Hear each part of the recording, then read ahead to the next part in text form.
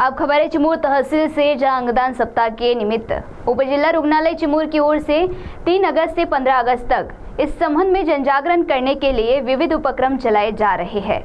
तो आइए सुनते हैं इसके संबंध में उपजिला रुग्णालय चिमूर के वैद्यकीय अधीक्षक डॉक्टर अश्विन अगड़े ने क्या जानकारी दी। हर वर्ष हजारों मरीज किडनी, लीवर, हृदय आदि अंगों के प्रत्यारोपण के लिए प्रतीक्षा की सूची में रहते हैं। एक व्यक्ति के अंगदान से 4 लोगों की जान बच सकती है, जिससे अंगदान यह केवल वैद्यकीय प्रक्रिया न होकर वह एक श्रेष्ठ सामाजिक और मानवीय मूल्यों की अभिव्यक्ति है। अंगदान सप्ताह मौके पर उपजिला रुग्णालय चिमूर की ओर से जन जागृति के लिए 3 अगस्त से 15 अगस्त तक आयोजन किया गया है और इसी कड़ी में अंगदान का महत्व बताकर शैक्षणिक सत्र, चर्चा सत्र, जन जागृति रैली, वैद्यकीय मार्गदर्शन शिविर आयोजित किए जाने की जानकारी वैद्यकीय अधीक्षक डॉक्टर अश्विन अगड़े ने दी। इस उपक्रम का उद्देश्य समाज में अंगदान के बारे में सकारात्मक विचार निर्माण करना और जरूरतमंदों को जीवन दान देने के लिए नागरिकों ने सहकार्य करें, ऐसा आह्वान वैद्यकीय अधीक्षक डॉक्टर अश्विन अगड़े ने किया। इसमें दंत शल्य चिकित्सक डॉक्टर राजेश शेंडे, सहायक अधीक्षक Devanand Wasnik, blood bank technician Mahabade उपस्थित थे। महाराष्ट्र शासन आरोग्य विभागातर्फे 3 अगस्त ते 15 अगस्त पर्यंत अवयवदान किंवा अंगदान ही मोहीम राबवण्यात येणार आहे।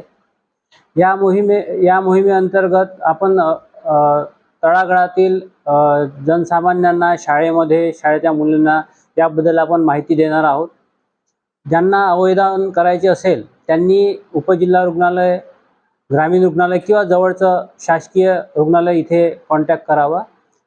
तिथे फॉर्म भरून घेण्यात येईल आणि त्यांच्या मृत्यू पश्चात किंवा त्यांना काही बिमारी झाल्यानंतर, बेंडेड झाल्यानंतर जे अवयव दान करण्याची त्यांची इच्छा असेल ते त्यांच्या वारसदाराच्या संमतीने घेण्यात येईल। अवयवदान केल्यानंतर फायदा कोणाला होणार? अवयवदान केल्यानंतर ज्यांना जे गव्हर्नमेंटमध्ये ते अवयवदान केले जाईल किंवा ज्यांना गरज असेल ते त्यांना ते त्यांच्या प्रिफरन्सनुसार, म्हणजे त्याच्या आवश्यकतेनुसार त्यांना ते देण्यात येईल। अवयवदान हे रक्तदानापेक्षा श्रेष्ठदान ठरू शकते, कारण रक्तदानामध्ये एखाद्या व्यक्तीला त्याचा फायदा होऊ शकतो, पण अवयवदानामुळे एका व्यक्तीपासून जवळपास 4 ते 5 व्यक्तींना फायदा होऊ शकतो। आत्ताच एक ज्वलंत उदाहरण आहे कैवल्य खाटिक या मुलाचं, 12 वर्षीय मुलाचं। त्यांच्या मातापित्याने जे कार्य केलं आहे त्याच्यात 4 लोकांना जीवनदान मिळाले आहे। किडनी, लिव्हर आणि हृदय याचं त्यांनी दान केलेलं आहे।